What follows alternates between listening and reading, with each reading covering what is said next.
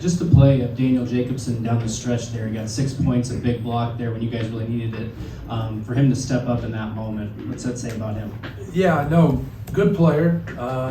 Obviously a young player, learning, getting better. It was probably his best minutes that he's had here. I know we're just starting the season, but made some nice blocks. And the thing that he has to improve on is just getting into crowds, catching the ball and being able to finish, catching the ball and being able to pass. More than anything, like being able to take contact and be able to play. He reminds me a lot, even though he's taller, of Juwan Johnson at that age. And a lot of people just think that you just show up and you're just great, right? And it takes time. And he had some tough moments as a freshman and as a sophomore. He was first team all league. So I thought he did some good things for us. I thought he did some really good things and something to build on for him. Go ahead, Mike. Along that same line, you've been down this road a lot of times developing big guys, and they're all different, they all have different strengths, but is there some similarity between all of them at this stage when you're trying to get them going in the right direction? More than anything, I always try to be honest with guys, but try to make them feel good about themselves. But you got to feel good about yourself, you got to be productive.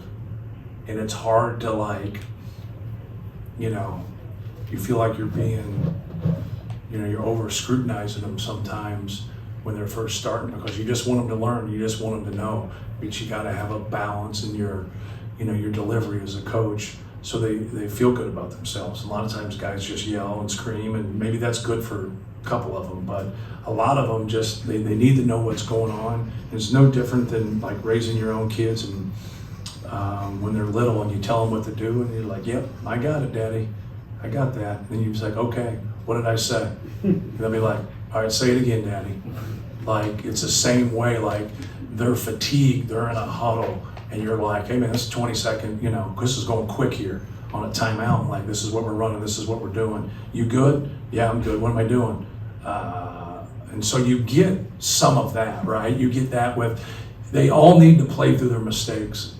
And I don't have the ability to let them all play through their mistakes, right? When you just have 200 minutes. So you just got to keep working, and the tape doesn't lie, the film doesn't lie, and you got to be honest about things. But you got some game experience where you can watch it and see what they're doing. We had Creighton who played in a drop, and then these guys corralled things and hedged things and trapped things. So it was great, because now they had to read it, but. We missed free throws. We had shots around the rim that we missed. Like when we're getting the ball, to the free throw line, we're getting the ball to the rim. We got to be able to score. I don't care if you're 18 or you're 24. You got to score that because we obviously had them in foul trouble where we didn't make them pay like we should have. Matt, what flipped in the last few minutes? They got it down to 3, and then your guys kind of made a push late. Yeah, I thought we really struggled to contain them. Like we picked up the ball full court, and they were just taking us in transition, and our guy helping there. Like our communication at times wasn't great, but more than anything, just our inability to contain the dribble hurt us all night. Across the board, we got to be better from a team standpoint, team defense. And keep the ball out of the paint. When they were in the paint in the first half, they had success, even though we were up 16. They just had zero success when the ball wasn't in there. Then they started making some shots and they balanced it. But we were able to get stops. You can't go on runs if you don't get stops. And so we were able to get some stops there. Daniel had the block. We kept the ball out. I thought Jakari did some good things. I kept him in there really mainly for defense to help us. More than anything, just make them score over us. And then we're able to, get in transition and get some easy ones. Matt, you praised your team's ability to take care of the ball through 2 exhibition games. Right. Tonight, you got 2 turnovers before you even take a shot. I think you had 3 in your first 4 possessions. Right. Some of them was, obviously, they're aggressive defensively, but some of them were just careless. Was this maybe a good game to learn from? You get the win, but also right. You overcome a lot of mistakes. Yeah, no question. We run the same play back to back. We set an illegal screen, get a turnover, then we step out of bounds and have a turnover on something that we were just going to run and get a good shot if we just executed the play. And I didn't think our concentration was great, across the board, especially the guys that have played before. I thought Fletch did some good things offensively, but Trey and Braden had 10 turnovers between them. And if we're going to be a great team, we're going to be a team that's going to hover around 10 turnovers. We just are. I think we have a chance to be a really good offensive team, and we got a long way to go before we can say we're going to be a good defensive team. But we got to keep working, and we got to find the right mix. We got to find the right mix of guys, because that's hard right there. The way I shuffle people in and out, especially the guys on our front line. Do you think that's just a first game thing, or is there something systemic there with turnovers? Show up Friday. I don't know. I'm watching it just like you are. Dave, go ahead. Matt, you know how long you'd be without Brian Waddell, and what was the, final determining factor on not redshirting Raleigh? Yeah, I feel like we have a good team. Like, this is on the heels of me not feeling great right now, but I feel like we have a really good team. We could grow into a good team. And anytime you have a chance to win your league, and you're just uncertain, like it's really my uncertainty more than anything, because no one's really stepped out, outside of Trey, like you saw Daniel tonight, and then after that, they've all had good moments, but no one's been that consistent across the board. And he's got some things that the other ones don't. Like, he can play in the post, he can face up and make a shot. But like, as you see tonight, like, I want to play him more. And now you're just going to stick with people, especially when the game gets close, right? But that was kind of the reason. And, if he would have been adamant one way or the other, I'd have went that way. He wasn't. He understood, the benefits of redshirting, but he also wants to play. And so we just kind of talked it through and decided, like, hey, we have a good team. And here's the best thing I can say about him, Caleb, Will, like, unless they just take off, like, there's going to be games that we need them, and there's going to be games that we don't. That's just the way it is, right? And like, that's hard to take as a player, right? You want to be able to, like, hey, I'm starting, I play 25 minutes. Hey, I'm our 7th man, I come off the bench, I play about 15 to 17. I know when I sub in or whatever. We don't have that right now. And a lot of times people think that a coach shapes that. I can go shape it if I want, but I'd rather them earn how I shape it, right? Be like, hey man, like, we got to have him in the game. Like, we got to, he helps us in this area, or the right mix of guys. So, but no, he's a good player. Raleigh's a good player.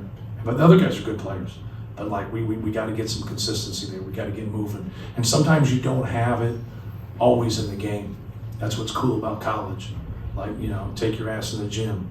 Like, get to the film room. Like do whatever you can to help your cause. Like, just, that guy played better than you that game. He's your teammate. You got to love him. You got to do everything to help him. You got to cheer for him, but then you got to kick his ass the next day in practice, because you didn't come here to sit. So you got to have a mentality of winning and helping, but also like, hey, this is my passion, and this is what I work for. And now I'm here. I don't care if you're 18, 19, 20. That's the decision we made. Now he's got to get going, but those other guys got to get going. Now, the whole team's got to get going. Like, I thought we had some casual basketball out there in the second half. And so, like, just because you're first team all league or third team all league, or you played in a Final Four, that shit doesn't matter. It's a new season, and people are coming after you. And but you got to be the ones coming after them. So I thought our opponent was much better than us in the second half, and they did some really good things. So don't just say it's at our expense. Give them the credit. Yeah, and did you have a question about Brian too? I was just clarifying what Brian being out tonight. Brian hurt his hand, and so he's not practiced here. He actually hurt it before the last game, and then he played in the game. He hurt it at Creighton, and so then he hasn't practiced here. He had through an MRI. There was a little bit of a break there, so it's kind of going on pain tolerance right now in terms of what he can and can't do. But yeah, there's something there. I don't think it's significant where it's going to be long, but it'll be interesting to see if he goes after tomorrow. Yeah. Coach, we saw the team really shoot hot from 3, 9 for 13 in the first half, then ice cold 2 of 13 in the second half. What do you think kind of changed there? Nothing. They were wide open and they missed them. Nothing. And so I thought Braden did a good job, Actually, I thought Miles probably had tougher shots in the first half than he did in the second half. Like this first one he hit on top of the key, a guy was draped on him. He made one right in front of their bench where a guy was on him, and he got in that rhythm. He didn't lift the ball on one of them. One got flat, one got a little long there, but they were good shots. I thought Miles played really well, shot really well, for us. But no, I didn't think anything was really ill-advised. Obviously, Fletch made that one in the corner in the second half. That was a big one for us to get us going a little bit. But I thought easily if we were more consistent catching the basketball and making shots in that second half, Braden would have 20 assists. So it's good for us because it kind of shows other guys like, okay, when they hedge us and they trap us, here's what's going to be available. When they play in a drop, okay, here's what's going to be available. So you can kind of see, sometimes people will shift that, like, why are you trying to do this or why are you trying to do that? Well, I can't coach both teams. It's not practice. Matt, before the game, you're out there, and I'm sure you're getting ready to start the season. Your head's going a lot of different ways. But when that banner goes up, do you allow yourself 10 seconds to, now that you can see it there, to appreciate that moment? Yeah, I did not, no. I should.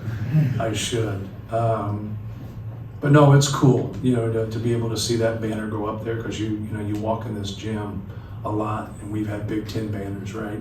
But we haven't, for a long time, been able to go to a Final Four. So it's cool for our players. But we had a lot of sacrifice, a lot of hard work, an elite player, and so. But we have a lot of guys that helped us get there that are still playing for us. And so I told him afterwards, it's like watching a movie and you've seen it before, but you don't know how it ends. But you saw it before, right? It makes no sense, right? That's how the human brain works. Like you saw it 10 years ago, and then it ends, you're like, oh, okay, yeah. I remember that. You learn to relearn something. It's like reading a book that you haven't read for 20 years, and you're like, man, I forgot about this, and this. And that's the game of basketball for us. Like we got to relearn some things, and that's our returning players. They got to learn to embrace our younger players better. They weren't here when Zach Edey was a freshman. They weren't here to see his struggles. They weren't here when I said throw the ball inside to him and they thought I was crazy, which I am a little bit crazy. I wouldn't be sitting up here. So it's great. But a new season started, right? Like you got to get to work. Like we're not walking around the mall waving our Final Four banner. We're trying to do something in 2025 here and do something special. But that didn't look special to me out there. It looked like we got a lot of work. And the one thing I'll say this, and I love our guys. I think our guys are good. But I try to be as fair as I can be. But everybody thinks about themselves in the spring, in the summer, and the fall.